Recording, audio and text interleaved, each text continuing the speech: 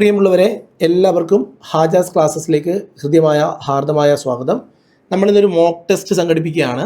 2026 നടക്കാനിരിക്കുന്ന മുഴുവൻ പരീക്ഷകൾക്ക് വേണ്ടിയിട്ടും 2026 നടക്കാനിരിക്കുന്ന കമ്പനി ബോർഡ്, LGS, അതേപോലെ തന്നെ ബെവ്കോ എക്സാം, അതേപോലെ VFA, CPO exam, WCPO exam തുടങ്ങുന്ന company board assistant, university assistant തുടങ്ങുന്ന മുഴുവൻ പരീക്ഷകൾക്കും ഈവൻ LP UP പരീക്ഷകൾക്ക് പോലും ഉതകുന്ന തരത്തിലുള്ള ഒരു മോക്ക് ടെസ്റ്റാണ്. എല്ലാവരും ഒന്ന് അറ്റൻഡ് ചെയ്ത് നോക്കുക.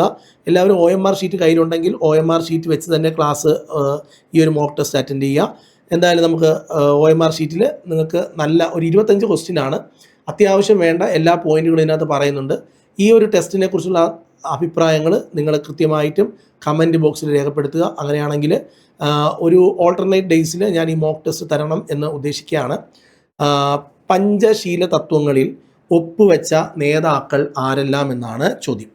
പഞ്ചശീല തത്വങ്ങളിൽ ഒപ്പുവെച്ച നേതാക്കൾ ആരെല്ലാം? നിങ്ങൾക്ക് 4 ഓപ്ഷനുകൾ കാണാം. Lal Bahadur Shastri, Ayyub Khan, Jawaharlal Nehru, Mao Zedong, Indira Gandhi, Zulfikar Ali Bhutto, Jawaharlal Nehru, ചൗ N Lai എന്ന് പറയുന്ന ഒരു പേരുകളാണുള്ളത്. അപ്പോൾ നമുക്ക് അറിയാം ഈ പഞ്ചശീല തത്വങ്ങളിൽ ഒപ്പുവെച്ച ആൾക്കാർ ആരൊക്കെയെന്ന് ചോദിച്ചാൽ ജവഹർലാൽ നെഹ്റുവും ചൗ എൻ ലായും ചേർന്നിട്ടാണ് ഒപ്പുവെച്ചത്. അതായത് ഇന്ത്യയും ചൈനയും തമ്മിലുള്ള ബന്ധം ശക്തിപ്പെടുത്താൻ വേണ്ടി 1954, ഏത് വർഷമാണ്? 1954 ജവഹർലാൽ നെഹ്റുവും അതേപോലെ തന്നെ ചൗ എൻ ലൈയും ചേർന്നിട്ടാണ് സഹവർത്തിത്വ തത്വങ്ങൾ, 5 അന്താരാഷ്ട്ര സഹവർത്തിത്വ തത്വങ്ങളിൽ ഒപ്പുവയ്ക്കുന്നു. ഇതിനെയാണ് പഞ്ചശീല തത്വങ്ങൾ എന്നറിയപ്പെടുന്നത്. ഇന്ത്യയും ചൈനയും തമ്മിലാണ് എന്ന് ഓർമ്മപ്പെടുത്തുകയാണ്. വർഷം 1954 ജവഹർലാൽ നെഹ്റുവും അതുപോലെ തന്നെ ചൗ എൻ ലൈയും ചേർന്നിട്ടാണ് 5 അന്താരാഷ്ട്ര സഹവർത്തിത്വ തത്വങ്ങൾ പറയുന്നത്. അതിൽ ഏതൊക്കെയാണെന്ന് ചോദിച്ചാൽ, ഒന്ന് പരസ്പര ഭൗമ സ്വാധീനത്തോടെയുള്ള ആദരം, ഭൗമസ്വാധീനത്തോടുള്ള ആദരം, അതുപോലെ തന്നെ അങ്ങോട്ടും ഇങ്ങോട്ടും അക്രമം ഇല്ല, രാജ്യങ്ങൾ തമ്മിൽ അക്രമമില്ല, അക്രമരാഹിത്യം. മൂന്നാമത്തത് ആഭ്യന്തരമായ കാര്യങ്ങളിൽ ഇടപെടാതിരിക്കൽ, അടുത്തത് മൂന്നാമത്തത് സമത്വം, ഇക്വാലിറ്റി, അതുപോലെ തന്നെ സമത്വവും പരസ്പര ലാഭവും. ഇനി അഞ്ചാമത്തത് സമാധാനപരമായ സഹവർത്തിത്വം, പരസ്പരം സമാധാനപരമായ സഹവർത്തിത്വം. ഈ 5 കാര്യങ്ങളിൽ ഊന്നിക്കൊണ്ടാണ് ഈ ഒരു തത്വങ്ങളിൽ ഒപ്പുവെക്കുന്നത്. അപ്പോൾ ഒന്നാമത്തെ എന്താണെന്ന് ചോദിച്ചു കഴിഞ്ഞാൽ പരസ്പര ഭൗമ സ്വാധീനത്തോടുകൂടിയുള്ള ആദരം, പരസ്പര അക്രമ രഹിതത്വം, ആഭ്യന്തര കാര്യങ്ങളിൽ ഇടപെടാതിരിക്കൽ, സമത്വവും പരസ്പര ലാഭവും, സമാധാനപരമായ സഹവർത്തിത്വം. ഇത്രയും കാര്യമാണ് ഇതിനകത്ത് ഓർമ്മിക്കേണ്ടത്. പഞ്ചശീല തത്വങ്ങളിൽ ഒപ്പുവെച്ച നേതാക്കൾ ജവഹർലാൽ നെഹ്റു, ചൗ എൻ ലായ്. വർഷം 1954. ക്ലിയർ ആക്കി ഇതുപോലെ പോയാൽ മതിയോ? നിങ്ങളൊന്ന് കമൻറ്റ് ചെയ്യണേ. ഇങ്ങനെ പോയാൽ മതിയോ അതോ കുറച്ച് പോയിൻറ്റ്സ് ഒക്കെ കുറയ്ക്കണോ കൂട്ടണോ ഒക്കെ പറയണേ. അപ്പോൾ അതിനനുസരിച്ച് നമുക്ക് അടുത്ത മോക്ക് ടെസ്റ്റിൽ മാറ്റങ്ങൾ വരുത്താൻ കഴിയും.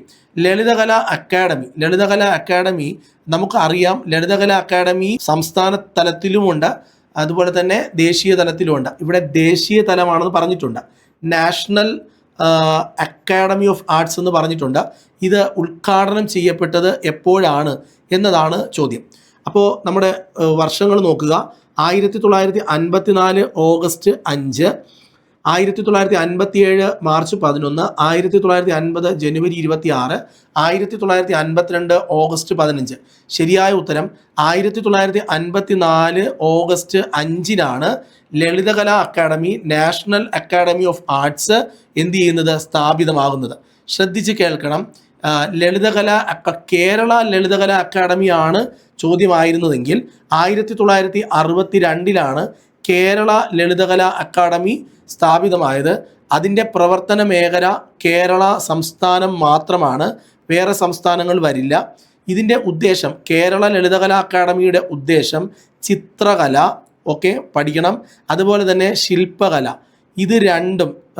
ഈ രണ്ടും തുടങ്ങിയ ദൃശ്യകലകളുടെ വികസനമാണ് ലളിതകലാ അക്കാഡമി, കേരള ലളിതകലാ അക്കാഡമിയുടെ ഉദ്ദേശം. എന്നാൽ national academy of arts 1954 August 5 നിലവിൽ വരുമ്പോൾ ഇന്ത്യ മുഴുവനുമുള്ള ഒരു മേഖലയാണ് അവർ ഉന്നം വെക്കുന്നത്. ഇതിൻ്റെ ആസ്ഥാനം എവിടെയാണെന്ന് ചോദിച്ചാൽ ന്യൂഡൽഹിയാണ്. എന്നാൽ കേരള ലളിതകലാ അക്കാദമിയുടെ ആസ്ഥാനം തൃശ്ശൂരാണ് എന്നതും കൂടി ഓർമ്മപ്പെടുത്തുകയാണ്. അതായത് ഇന്ത്യയിലെ ദൃശ്യകലകളുടെ ദേശീയ തലത്തിലുള്ള പ്രോത്സാഹനമാണ് ഇത് ലക്ഷ്യം വയ്ക്കുന്നത്. ഇത് നിയന്ത്രിക്കുന്നത് കേന്ദ്ര സാംസ്കാരിക മന്ത്രാലയമാണ്. കേട്ടോ, സാംസ്കാരിക മന്ത്രാലയമാണ് ഇത് ലക്ഷ്യം വയ്ക്കുന്നത്. അപ്പോൾ ഇത്രയും കാര്യങ്ങൾ കൃത്യമായി ഓർത്തു വയ്ക്കുക. 1962 കേരള ലളിതകലാ അക്കാദമി വരുന്നത്. 1962 തൃശ്ശൂരാണ് ഇതിൻ്റെ ആസ്ഥാനം. ചിത്രകല, ശില്പകല തുടങ്ങിയ ദൃശ്യകലകളെ പ്രോത്സാഹിപ്പിക്കുക എന്നതാണ് ഉദ്ദേശം. 1954 Lalit Kala Akademi, National Academy of Arts നിലവിൽ വരുന്നത്. ഇന്ത്യയിലെ മുഴുവൻ ദൃശ്യകലകളെയും ദേശീയ തലത്തിലുള്ള പ്രോത്സാഹനമാണ് ഉദ്ദേശിച്ചിട്ടുള്ളത്. കേന്ദ്ര സാംസ്കാരിക മന്ത്രാലയമാണ് അതിൻ്റെ നിയന്ത്രണത്തിലാണ് നാഷണൽ അക്കാദമി ഓഫ് ആർട്സ് ഉള്ളത്. ന്യൂഡൽഹിയാണ് ഇതിൻ്റെ ആസ്ഥാനം എന്നതും കൂടി നിങ്ങളെ ഓർമ്മപ്പെടുത്തിക്കൊണ്ട് മൂന്നാമത്തെ ചോദ്യത്തിലേക്ക് നമ്മൾ പോവുകയാണ്. മൂന്നാമത്തത്, വിദ്യാഭ്യാസം മൗലിക അവകാശമാക്കി നിയമം പാസാക്കിയ വർഷം ഏതാണ്? വിദ്യാഭ്യാസം മൗലിക അവകാശമാക്കി നിയമം പാസാക്കിയ വർഷം ഏതാണ്? നോക്കൂ, 1958, 1962, 1978, 2009 ഏതാണ് ശരിയായ ഉത്തരം? ശരിയായ ഉത്തരം എന്ന് പറയുന്നത് ഡി ആണ്. 2009 വിദ്യാഭ്യാസം മൗലിക അവകാശമാക്കി നിയമമാക്കിയ വർഷം. ശ്രദ്ധിക്കണം, 86ാമത്തെ ഭരണഘടനാ ഭേദഗതിയിലൂടെയാണ് വിദ്യാഭ്യാസം മൗലിക അവകാശമാക്കാനുള്ള നിയമം വരുന്നത്. ഇത് 2009 ഇത് പാസ്സാക്കുന്നത്. പ്രാബല്യത്തിൽ വരുന്നത് 2010 വിദ്യാഭ്യാസത്തെക്കുറിച്ച് പ്രതിപാദിക്കുന്ന ആർട്ടിക്കിൾ 21A ആണ്. 21A വിദ്യാഭ്യാസത്തെക്കുറിച്ച് പറയുന്നത്. വിദ്യാഭ്യാസം മൗലിക അവകാശമാക്കി നിയമം പാസ്സാക്കിയ വർഷം 2009.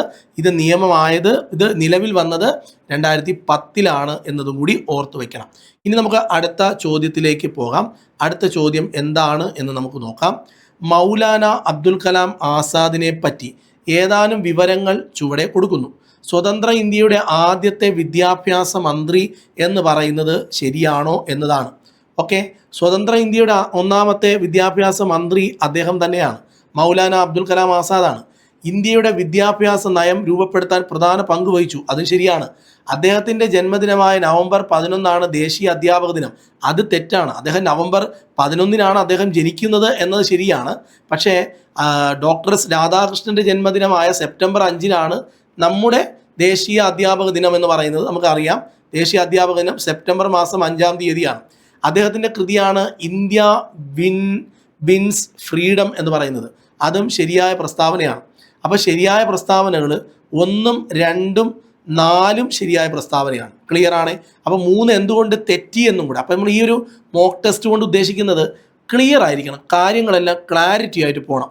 അപ്പോൾ നിങ്ങൾ ചോദിക്കാം, അബ്ദുൽ കലാം ആസാദ് എന്നാ ജനിച്ചതെന്ന്. അബ്ദുൽ കലാം ആസാദ് ജനിച്ചത് നവംബർ 11 തന്നെയാണ്. പക്ഷെ അന്ന് അദ്ദേഹത്തിൻ്റെ ജന്മദിനം ആയതുകൊണ്ടല്ല നമ്മൾ ദേശീയ അധ്യാപക ദിനമായിട്ട് ആചരിക്കുന്നത്. അദ്ദേഹം ജനിക്കുന്നത്, അതായത് മൗലാന അബ്ദുൽ കലാം ആസാദ് ജനിക്കുന്നത് 1888 നവംബർ മാസം 11 തീയതിയാണ്. ഇന്ത്യയുടെ ആദ്യത്തെ പ്രഥമ വിദ്യാഭ്യാസ മന്ത്രിയായിരുന്ന അദ്ദേഹം സ്വാതന്ത്ര്യ സമര നേതാവും അതുപോലെ തന്നെ മഹാനായ ഒരു പണ്ഡിതനും കൂടിയായിരുന്നു കേട്ടോ. പിന്നെ വേറൊരു പ്രധാനപ്പെട്ട പോയിന്റ്, ഇതിനകത്തൊരു കൺഫ്യൂസിങ് ഫാക്റ്റ് എന്ന് പറയുന്നത് നവംബർ 11 ഒരു പ്രത്യേകതയുണ്ട്. എന്താണെന്ന് ചോദിച്ചാൽ നവംബർ 11 അദ്ദേഹത്തിൻ്റെ ജന്മദിനമാണ്. അന്ന് നമ്മുടെ വിദ്യാഭ്യാസ ദിനമാണ്, ദേശീയ വിദ്യാഭ്യാസ ദിനം. ദേശീയ അധ്യാപക ദിനമല്ല, ദേശീയ വിദ്യാഭ്യാസ ദിനം. അപ്പോൾ ദേശീയ വിദ്യാഭ്യാസ ദിനമാണ് നവംബർ 11. അങ്ങനെ ഒരു കുരുക്ക് ഇതിനകത്തിരിപ്പുണ്ട്. ഈ മൂന്നാമത്തെ ഫാക്റ്റിനകത്തുണ്ട്. വളരെ പ്രധാനപ്പെട്ടതാണ്. നവംബർ 11 ദേശീയ വിദ്യാഭ്യാസ ദിനമാണ്. ഇദ്ദേഹത്തിന് അബ്ദുൽ കലാം ആസാദിന് ഭാരതരത്ന പുരസ്കാരം കിട്ടുന്ന വർഷം 1992 എന്നതും കൂടി ഓർത്തു വെക്കണം. എന്തായാലും അബ്ദുൽ കലാം ആസാദിനെ കുറിച്ച് വ്യക്തിപരമായ വസ്തുതകൾ കൃത്യമായി പഠിക്കാൻ വേണ്ടി ശ്രമിക്കുക. അഞ്ചാമത്തത്, തന്നിരിക്കുന്നവയിൽ ശരിയല്ലാത്ത ജോഡി ഏതാണ്? താഴെ കൊടുത്തിരിക്കുന്നവയിൽ ശരി അല്ലാത്ത ജോഡി ഏതാണ്? ഇതാണ് ചോദ്യം. അപ്പോൾ നമുക്ക് എന്താണ് ശരിയല്ലാത്ത ജോഡി എന്ന് നോക്കാം. തന്നിരിക്കുന്നവയിൽ ഇന്ത്യ റിപ്പബ്ലിക്കായ വർഷം 1950. അത് കൃത്യമാണ്. ഇന്ത്യ റിപ്പബ്ലിക് ആയത് 1950 പ്രഥമ പഞ്ചവത്സര പദ്ധതി ആരംഭിച്ച വർഷം 1951. അത് ശരിയാണ്. ആദ്യത്തെ പൊതു തിരഞ്ഞെടുപ്പ് പൂർത്തിയായത് 1952. ആദ്യത്തെ ഭരണഘടനാ ഭേദഗതി നടപ്പിലാക്കിയ വർഷം 1953. തെറ്റാണ്. അതായത് ഇന്ത്യയിലെ പ്രഥമ ഭരണഘടനാ ഭേദഗതി 1951 നടപ്പിലാക്കിയത്. ഓക്കെ, അതായത് വാക് സ്വാതന്ത്ര്യത്തിന് ചില നിയന്ത്രണങ്ങൾ ഏർപ്പെടുത്തുകയും ഭൂസൂധാര നിയമങ്ങൾക്ക് സംരക്ഷണം നൽകുകയും ചെയ്തു എന്നതാണ് ഇതിൻ്റെ പ്രത്യേകത.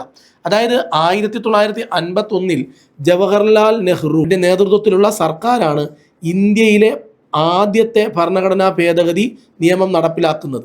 ആർട്ടിക്കിൾ നമ്പർ 19 അതായത് വാക് സ്വാതന്ത്ര്യത്തിനുള്ള അവകാശം, അത് യുക്തിസഹ നിയന്ത്രണങ്ങൾ ഏർപ്പെടുത്തി. പൊതുക്രമം, സംസ്ഥാന സുരക്ഷ തുടങ്ങിയവ ഒക്കെ ഉൾപ്പെടുത്തിക്കൊണ്ട് അതിനൊരു മാറ്റം വരുത്തി. അതേപോലെ തന്നെ ആർട്ടിക്കിൾ നമ്പർ 31A അതുപോലെ തന്നെ 31B ഉൾപ്പെടുത്തി ഭൂസൂധാര നിയമങ്ങൾക്ക് ഭരണഘടനാപരമായ സംരക്ഷണം നൽകുന്നു. ഓക്കെ, അതുപോലെ തന്നെ 9th ഷെഡ്യൂൾ അതായത് ഒമ്പതാം പട്ടിക ഇതിനകത്ത് കൂട്ടിച്ചേർക്കപ്പെടുന്നു.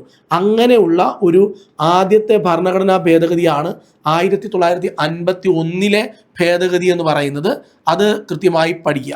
ഓക്കെ, അടുത്ത ചോദ്യം. ഭരണഘടനാ ഭേദഗതികൾ എന്തായാലും നമുക്ക് കോൺസ്റ്റിറ്റ്യൂഷനകത്ത് പഠിക്കാനുണ്ട്. ഇത് വ്യക്തമായി പഠിക്കുക.